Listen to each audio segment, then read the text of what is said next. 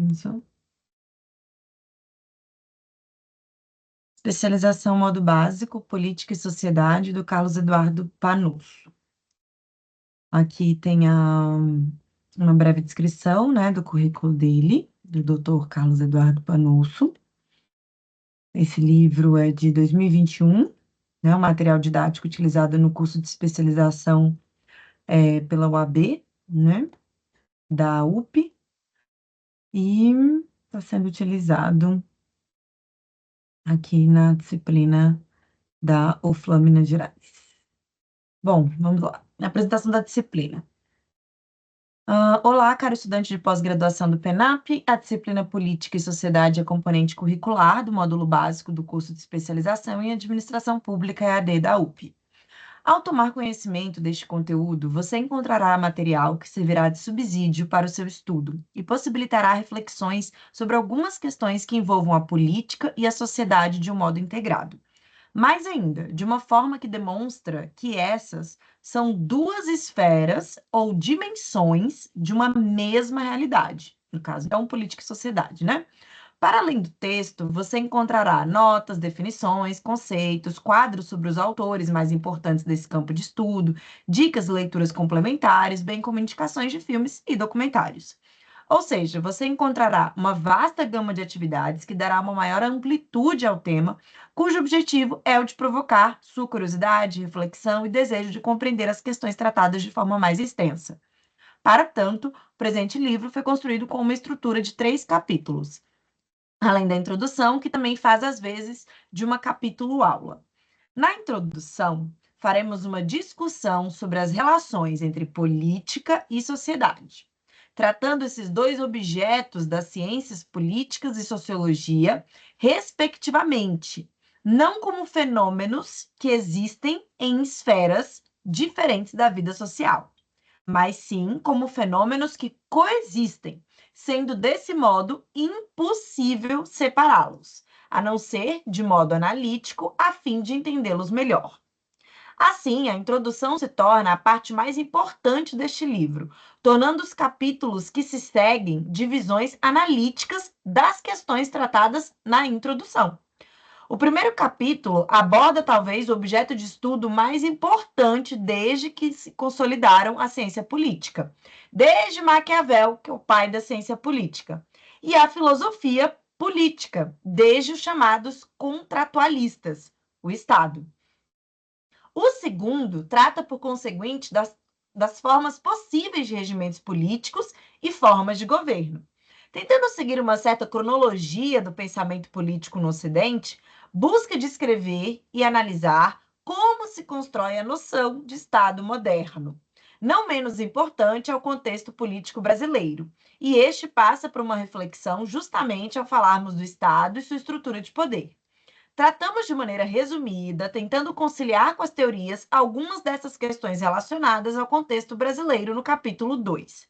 Todavia, a fim de organizarmos o aprendizado, optamos pela continuação, desta vez de modo mais prático e objetivo, de tais questões no capítulo 3, sobretudo na importante discussão sobre a democracia no Brasil. Ao longo do livro, e principalmente nos finais dos capítulos, apresentaremos indicações de leituras complementares, notas e dicas para que você, estudante, possa ter maior compreensão da temática. Necessário se faz navegar por essas indicações, explorando-as e nelas refletindo criticamente. Esperamos que essas fontes tragam motivação, reflexão crítica e compreensão, que as ferramentas do ambiente virtual de aprendizagem oportunizem a participação ativa nesse processo pedagógico. Seu caminho neste curso terá nossa companhia, nossa expectativa é que você conclua de forma bastante positiva. Sucesso! Então, aqui temos um sumário comentado, né? Então, eu vou me focar só no que está aqui de introdução, já que essa é a semana 1 e é a leitura que eu preciso fazer. Então, a introdução vai ser política e sociedade, o que é política, onde está a política. Quando se fala sobre política, muita gente a imagina como algo distante do cotidiano, algo que só acontece de tempos em tempos, quando as eleições acontecem. A proposta dessa introdução é justamente desmistificar a presença da política na sociedade, fazendo uma reflexão sobre o quão políticos somos, independentemente da existência de uma organização social como o Estado. Tá? Então, vamos pular aqui esse sumário. A gente ir aqui para... Tem até umas conclusões, né, do sumário, das referências. Agora sim, né, tem o sumário daquele jeito que se conhece. Então, vamos lá. Introdução. Política e sociedade. Quais são os objetivos de estudo dessa introdução?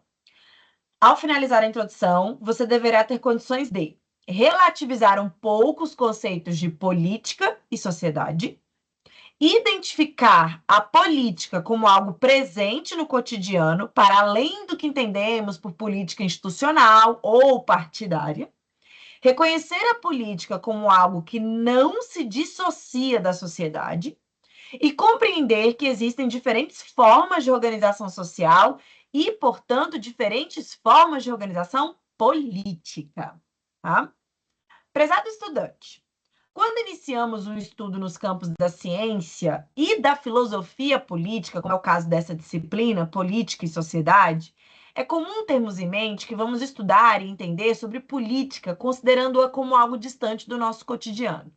Falamos de política institucional, política partidária, ou mesmo sobre o Estado, como algo muito distante de nós, do nosso cotidiano, mesmo sabendo que tudo isso faz parte, em última instância, da sociedade.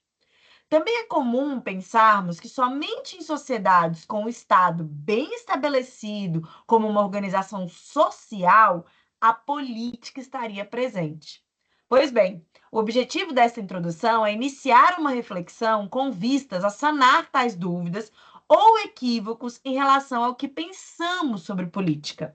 Para isso, iremos relativizar sobre os conceitos de política e sociedade, considerando que a política faz muito mais parte da nossa vida do que podemos imaginar.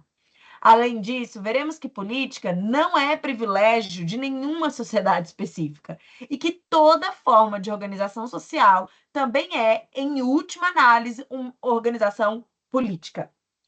Faremos, então, tais reflexões que nos serão caras para os próximos capítulos. Bons estudos!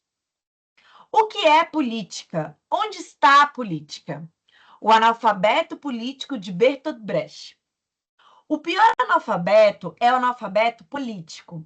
Ele não ouve, não fala, nem participa dos acontecimentos políticos. Ele não sabe que o custo de vida, o preço do feijão, do peixe, da farinha, do aluguel, do sapato e do remédio dependem das decisões políticas. O analfabeto político é tão burro que se orgulha e estufa o peito dizendo que odeia a política. Não sabe o imbecil que da sua ignorância política nasce a prostituta, o menor abandonado e o pior de todos os bandidos, que é o político vigarista, pilantra, o corrupto e lacaio dos exploradores do povo. O analfabeto político de Bertolt Brecht. O nome dessa disciplina é Política e Sociedade. O que isto significa? Que são duas dimensões da vida humana totalmente separadas? Não, é claro que não.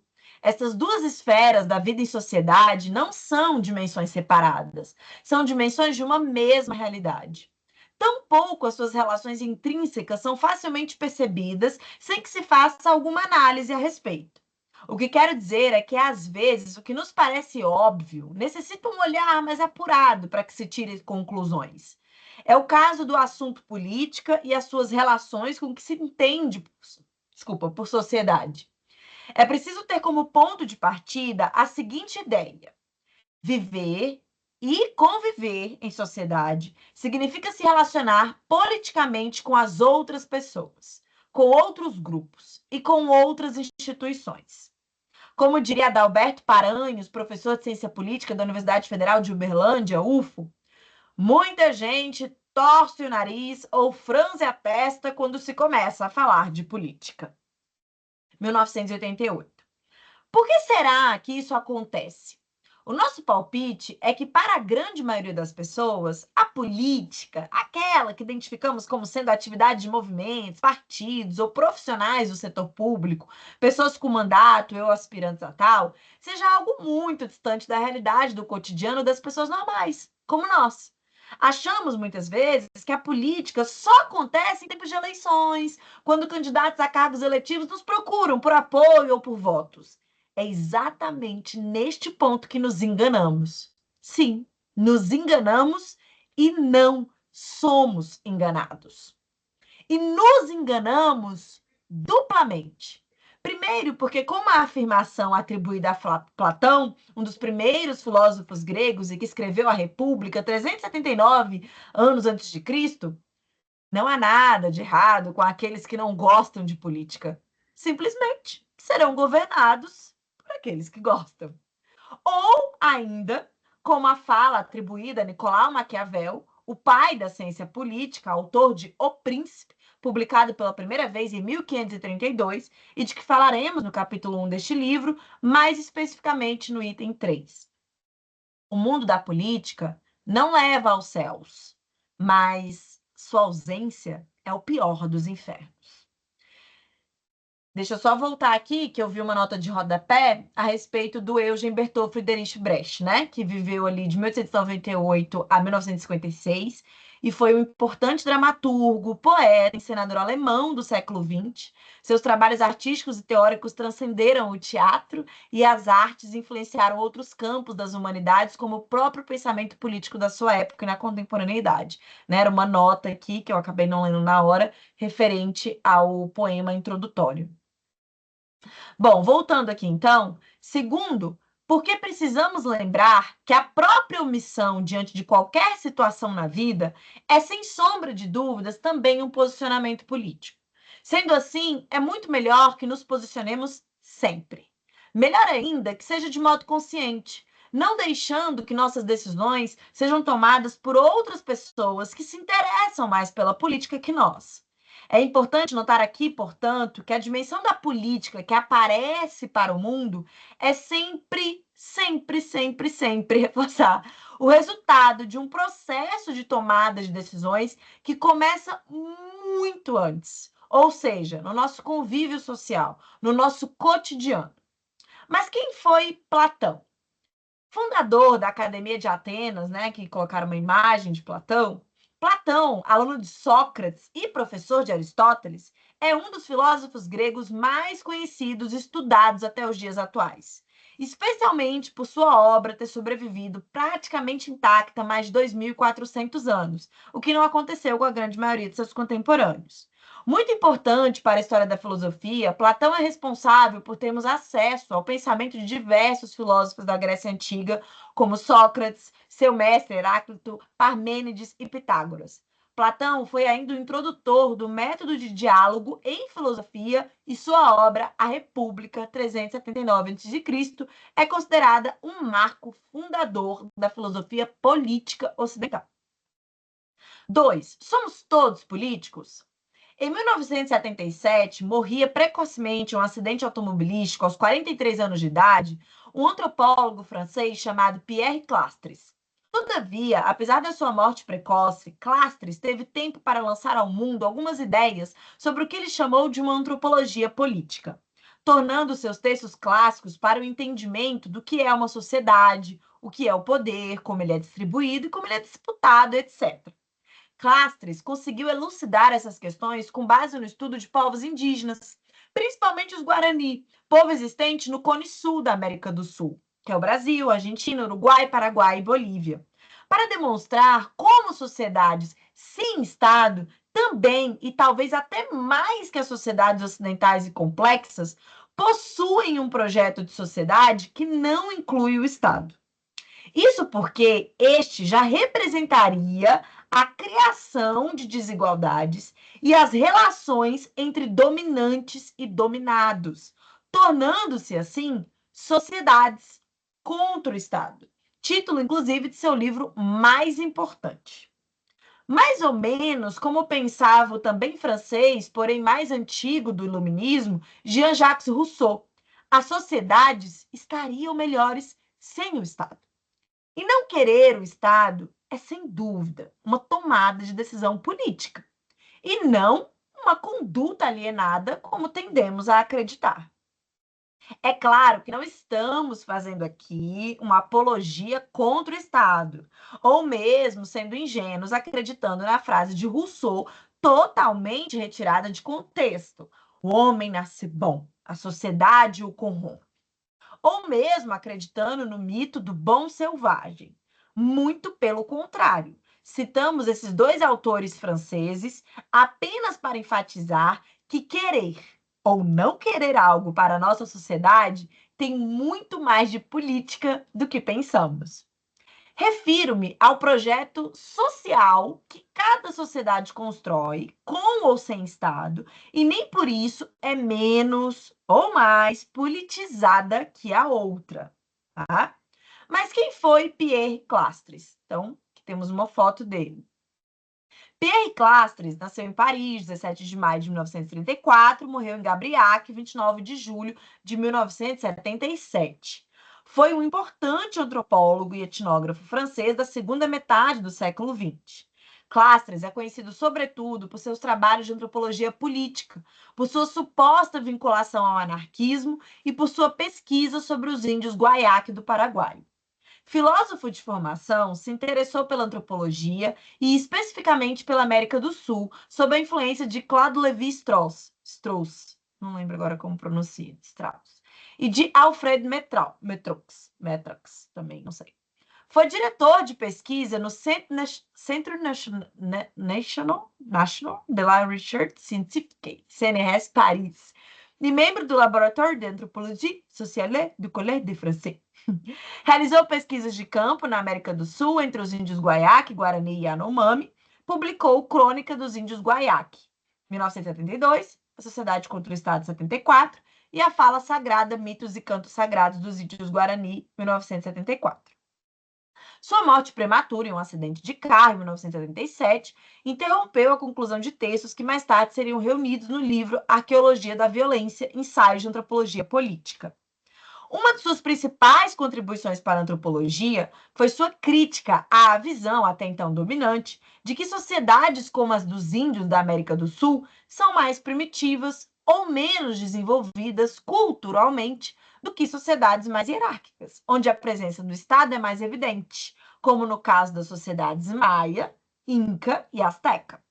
Ele procurou demonstrar a falsidade do pressuposto de que todas as sociedades necessariamente evoluem de um sistema tribal, comunista e igualitário para sistemas mais hierárquicos.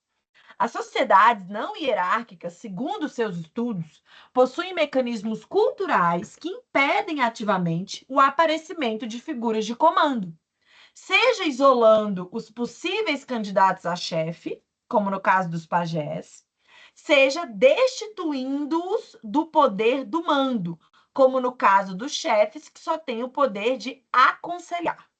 Sendo assim, elas não estariam evoluindo em direção à estatização. Ao contrário, configuram-se como verdadeiras sociedades contra o Estado, pois sua dinâmica cultural almejaria precisamente impedir a formação de uma classe de dirigentes e outra de dirigidos. Aqui, então, a gente já entra na leitura complementar, né, desse texto Sociedade contra o Estado. Deixa eu só verificar aqui uma coisa. Aí, ó, já bem rapidinho, já vai começar o final do capítulo, vai ter as atividades e um saiba mais, né? E aí o resumo e o capítulo termina. Então, basicamente, assim, né, só faltam mais 3 parágrafos do texto mesmo do capítulo, porque aqui essas outras páginas são de leitura complementar. Tá? Então, vamos lá, leitura complementar. Vejamos um pouco do que Clastres tem nos dizer. A seguir, um trecho de Sociedade contra o Estado. As sociedades primitivas são sociedades sem Estado. Esse julgamento de fato, em si mesmo correto, na verdade, dissimula uma opinião, um juízo de valor, que prejudica então a possibilidade de constituir uma antropologia política como ciência rigorosa. O fato que se enuncia é que as sociedades primitivas estão privadas de alguma coisa, o Estado, que lhes é, tal como a qualquer outra sociedade, a nossa, por exemplo, necessária. Essas sociedades são, portanto, incompletas. Não são exatamente verdadeiras sociedades, não são policiadas e subsistem na experiência talvez dolorosa de uma falta falta do Estado, que elas tentariam sempre em vão suprir. De um modo mais ou menos confuso, é isso mesmo que dizem as crônicas dos viajantes ou os trabalhos dos pesquisadores. Não se pode imaginar a sociedade sem o Estado. O Estado é o destino de toda a sociedade. Descobre-se nessa abordagem uma fixação etnocentrista, tanto mais sólida quanto é ela, o mais das vezes inconsciente. A referência imediata, espontânea, é, senão, aquilo que melhor se conhece, pelo menos o mais familiar. Cada um de nós traz efetivamente em si, interiorizada como a fé do crente, essa certeza de que a sociedade existe para o Estado. Como conceber, então, a própria existência das sociedades primitivas, a não ser como espécies à margem da história universal, sobrevivências anacrônicas de uma fase distante e em todos os lugares há muito ultrapassada? Reconhece-se aqui a outra face do etnocentrismo, a convicção complementar de que a história tem um sentido único, de que toda a sociedade está condenada a inscrever-se nessa história e a percorrer as suas etapas, que a partir da selvageria conduzem à civilização. Todos os povos policiados foram selvagens, escreve Rainal. Mas o registro de uma evolução evidente de forma alguma fundamenta uma doutrina que, relacionando arbitrariamente o estado de civilização com a civilização do Estado, designa este último como um termo necessário atribuído a toda a sociedade. Pode-se, então, indagar o que manteve os últimos povos ainda selvagens. Por trás das formulações modernas, o velho evolucionismo permanece, na verdade, intacto. Mais delicado para se dissimular na linguagem da antropologia e não mais na da filosofia, ele aflora conteúdo ao nível das categorias que pretendem ser científicas. Já se percebeu que quase sempre as sociedades arcaicas são determinadas de maneira negativa, sob o critério da falta. Sociedades sem Estado, sociedades sem escrita, sociedades sem história. Mostra-se como se fosse da mesma ordem a determinação dessas sociedades no plano econômico, sociedades de economia de subsistência. Se com isso quisermos significar que as sociedades primitivas desconhecem a economia de mercado, em que são escoados os excedentes da produção, nada afirmamos de modo estrito e contentamo-nos em destacar mais uma falta, sempre com referência ao nosso próprio mundo. Essas sociedades que não possuem Estado, escrita, história, também não dispõem de mercado. Todavia, pode objetar o bom senso. Para que serve um mercado se não há excedentes? Ora, a ideia de economia de subsistência contém em si mesma a afirmação de que se as sociedades primitivas não produzem excedentes, é porque são incapazes de fazê-lo, inteiramente ocupadas que estariam em produzir o mínimo necessário à sua própria sobrevivência, à sua subsistência. Imagem antiga, sempre eficaz da miséria dos selvagens. E a fim de explicar essa incapacidade das sociedades primitivas de sair da estagnação, de viver o dia a dia, o presente, dessa alienação permanente na busca de alimentos, invocam-se o subequipamento técnico, a inferioridade tecnológica. O que ocorre na realidade? Se entendermos por técnica o conjunto dos processos de que se munem os homens, não para assegurar o domínio absoluto da natureza. Isso só vale para o nosso mundo em seu insano projeto cartesiano, cujas consequências ecológicas mal começamos a medir. Mas para garantir um domínio do meio natural adaptado e relativo às suas necessidades. Então, não mais podemos falar em inferioridade técnica das sociedades primitivas. Ora, elas demonstram uma capacidade de satisfazer suas necessidades, pelo menos igual àquela de que se orgulha a sociedade industrial e técnica. Isso equivale a dizer que todo grupo humano chega a exercer, pela força, o mínimo necessário de dominação sobre o meio que ocupa. Até agora, não se tem conhecimento de nenhuma sociedade que se tenha estabelecido, salvo por meio de coação e violência exterior, sobre um espaço natural e impossível de dominar. Ou ela desaparece, ou muda de território. O que surpreende nos esquimós e australianos é justamente a riqueza, a imaginação e o refinamento da atividade técnica. O poder de invenção e de eficácia demonstrada pelas ferramentas utilizadas por esses povos. Basta fazer uma visita aos museus etnográficos. O rigor de fabricação dos instrumentos da vida cotidiana faz praticamente de cada modesto utensílio uma obra de arte. Não existe, portanto, hierarquia no campo da técnica, nem tecnologia superior ou inferior. Só se pode medir um equipamento tecnológico pela sua capacidade de satisfazer, num determinado meio, as necessidades daquela sociedade. E, sob esse ponto de vista, não parece de forma alguma que as sociedades primitivas se mostraram incapazes de se proporcionar os meios de realizar esse fim, que é o de subsistência e sobrevivência, né? Essa potência de inovação técnica testemunhada pelas sociedades primitivas desdobra-se, sem dúvida, no tempo. Nada é fornecido de uma só vez. Há sempre o paciente trabalho de observação e de pesquisa, a longa sucessão de ensaios, erros, fracassos e êxitos. Os historiadores da pré-história nos dão notícia de quantos milênios que foram necessários para que os homens do Paleolítico substituíssem os grosseiros bifaces pelas admiráveis lâminas do Solutreano. Segundo outro ponto de vista, observa-se que a descoberta da agricultura e a domesticação das plantas são quase contemporâneas na América e no Velho Mundo. E impõe-se constatar que os ameríndios em nada se mostram inferiores, muito pelo contrário, no que se refere à arte de selecionar e diferenciar múltiplas variedades de plantas que foram úteis. Inacabamento, incompletude, falta. Não é absolutamente desse lado que se revela a natureza das sociedades primitivas. Ela impõe-se bem mais como positividade, como domínio do meio ambiente natural e do projeto social, como vontade livre de não deixar escapar para fora de seu ser nada que possa alterá-lo, corrompê-lo e dissolvê-lo. É a isso que nos devemos prender com firmeza.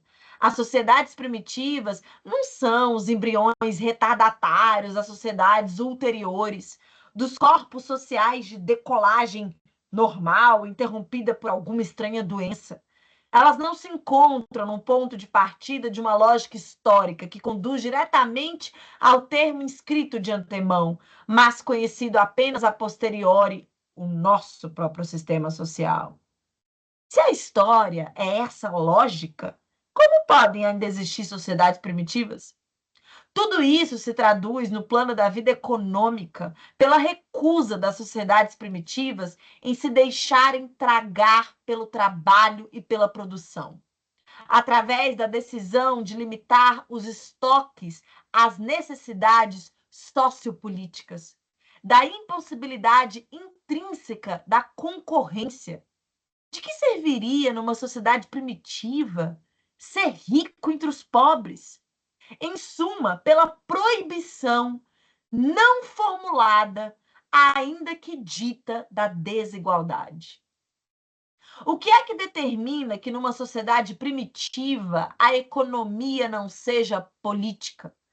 Isso se dá, como se vê, devido ao fato da economia nela não funcionar de maneira autônoma.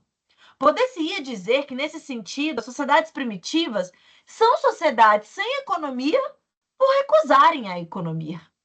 Mas se deve, então, classificar também como ausência a existência do político nessas sociedades?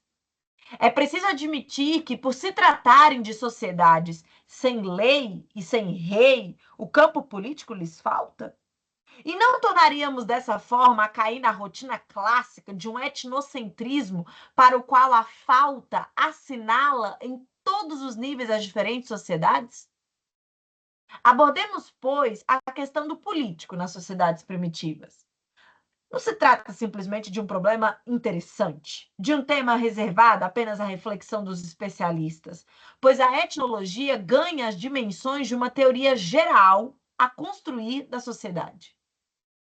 A extrema diversidade dos tipos de organização social, a abundância no tempo e no espaço de sociedades dissemelhantes, não impedem, entretanto, a possibilidade de uma ordem na descontinuidade, a possibilidade de uma redução dessa multiplicidade infinita de diferenças. Redução maciça, uma vez que a história só nos oferece, de fato, dois tipos de sociedade absolutamente irredutíveis um ao outro. Duas macroclasses, cada uma das quais reúne em si sociedades que, além de suas diferenças, têm em comum alguma coisa de fundamental. Existem, por um lado, as sociedades primitivas, ou sociedades sem Estado, e, por outro lado, as sociedades com Estado. É a presença ou a ausência da formação estatal, suscetível de assumir múltiplas formas, que fornece a toda a sociedade o seu elo lógico, que traça uma linha de irreversível descontinuidade entre as sociedades. O aparecimento do Estado realizou a grande divisão tipológica entre selvagens e civilizados e traçou uma indelével linha de separação, além da qual tudo mudou, pois o tempo se torna história. Tem-se frequentemente descoberto, e com razão no movimento da história mundial, duas acelerações decisivas do seu ritmo. O motor da primeira foi o que se denomina a Revolução Neolítica, que é a domesticação dos animais, a agricultura, a descoberta das artes, da tecelagem, da cerâmica, a sedentarização consequente dos grupos humanos, etc. Estamos ainda vivendo, e cada vez mais, se nos é lícita a expressão, no prolongamento da segunda aceleração, a Revolução Industrial do século XIX.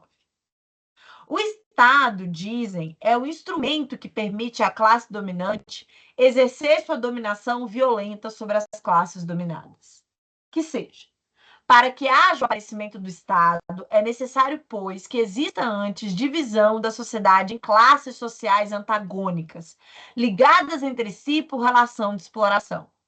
Por conseguinte, a estrutura da sociedade, a divisão em classes, deveria preceder a emergência da máquina estatal.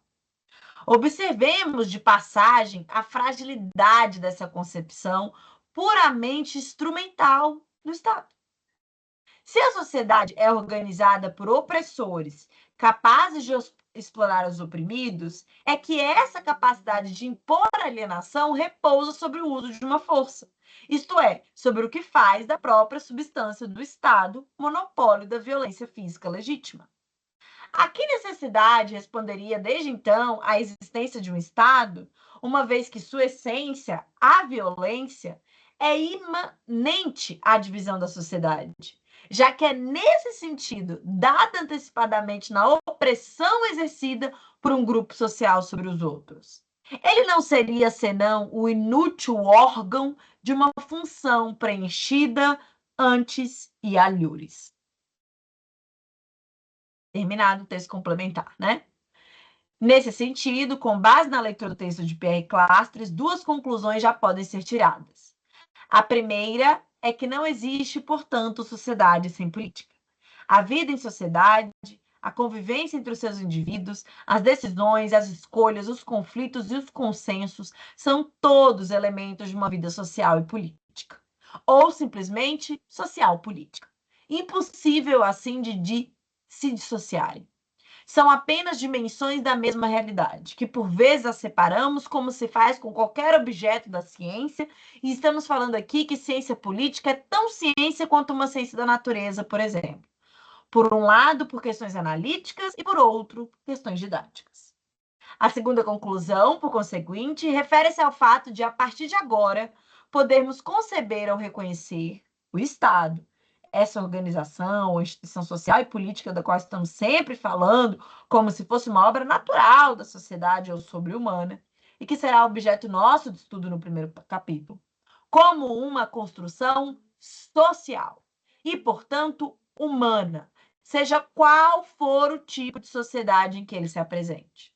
De todo modo, sendo ele um Estado teocrático, ditatorial, absoluto ou democrático, ele é sempre fruto ou resultado de escolhas, decisões, conflitos e consensos produzidos pela humanidade, isto é, pela própria sociedade em que ele surge. Você deve estar se perguntando quais são as relações que existem entre os fatos de algumas sociedades possuírem ou não o Estado, os tipos de Estado que cada sociedade escolhe para si e também o Estado sendo referenciado como obra humana. Explica-se. Essas reflexões são e serão muito importantes ao longo dos próximos capítulos, porque tudo que a ciência política faz ao tentar entender o Estado, lembrando sempre que é uma construção e suas funções, é no fundo uma busca pela melhor forma de convivência social, usando o Estado como um instrumento importantíssimo para atingi-la. No próximo capítulo, iniciaremos uma importante discussão sobre política e poder, que são os objetos fundamentais tanto da filosofia como principalmente da ciência política. Agora que já reconhecemos a presença deles como algo intrínseco da sociedade, poderemos avançar no sentido de entendê-los como objetos do conhecimento, isto é, como algo que podemos analisar e decodificar. Então, as atividades aqui, né? Para pensar. O inimigo não está só nos imperialismos dominantes. Ele está também em nossos próprios aliados e em nós mesmos, nessa insistente reencarnação dos modelos dominantes. Félix Guattari, filósofo e ativista francês. Depois da leitura, então, complementar do trecho do texto A Sociedade contra o Estado, do antropólogo francês Pierre Clastres, responde e discuta sobre as seguintes questões. Existe sociedade sem política? Explique. As sociedades primitivas seriam sociedades incompletas pela necessidade do Estado? Por quê? Segundo o autor, o aparecimento do Estado seria o responsável pelo aparecimento das classes e das desigualdades também no caso das sociedades primitivas? Exemplifique. Explique a diferença entre rei e chefe para Pierre Clastres, explicando o que demandaria ser um chefe numa sociedade indígena. Explique a diferença entre prestígio e poder. E, por fim, o que você entende por projeto de sociedade. Saiba mais. Ao longo deste livro, estamos tratando de, conforme já dissemos, assuntos que não se separam do outro, política e sociedade, poder e relações sociais. Tampouco são assuntos que se encerram para melhor entendimento, então vão ter dicas aqui, né? Então, a primeira dica é a Sociedade contra o Estado, que é esse livro que foi publicado lá, né? Composto de artigos entre 62 e 74. Ou seja, 2025, a gente está há 50 anos já dessa reflexão. São artigos e ensaios de antropologia política, que trouxemos um trecho do artigo homônimo, entretanto, vale muito a pena ler o artigo completo. O livro O Senhor das Moscas, publicado pela primeira vez em 54, que também tem versão do cinema, de William Gold, vencedor do Prêmio Nobel de Literatura em 83, é uma leitura muito importante para entender que a vida em sociedade e as relações sociais são permeadas o tempo todo por relações de poder. O livro traz uma situação imaginada, porém extremamente realista, de um grupo de garotos que se veem obrigados a se autogovernar em uma ilha desabitada. A ausência do Estado e de uma autoridade faz com que as relações mediadas pelo poder e violência venham à tona, né? Então, feita a leitura dessa introdução, da próxima... tem um resuminho ainda. Opa! Antes de chegar no capítulo 1. Resumindo, nessa introdução você iniciou algumas reflexões importantes com os objetivos de sanar quaisquer dúvidas ou equívocos em relação ao fato de pensarmos sobre a política como algo separado da vida normal, da vida no cotidiano. Para isso, a ideia foi relativizar um pouco sobre os conceitos de política e sociedade, considerando que a política faz muito mais parte da nossa vida do que podemos imaginar. Além disso, vimos que política não é privilégio de uma sociedade específica e que todas as formas de organização social também é, em última análise, uma organização política. Assim, você já deve estar se sentindo um pouco mais à vontade para relativizar um pouco esses conceitos de política e sociedade, identificar a política como algo presente para além da política institucional, reconhecer a política como algo que não se dissocia da sociedade e compreender que existem diferentes formas de organização social. Se está claro para você, então convido o começo do capítulo 1. Se tem dúvidas, retorne os pontos, a leitura e os filmes indicados. Tchau, tchau!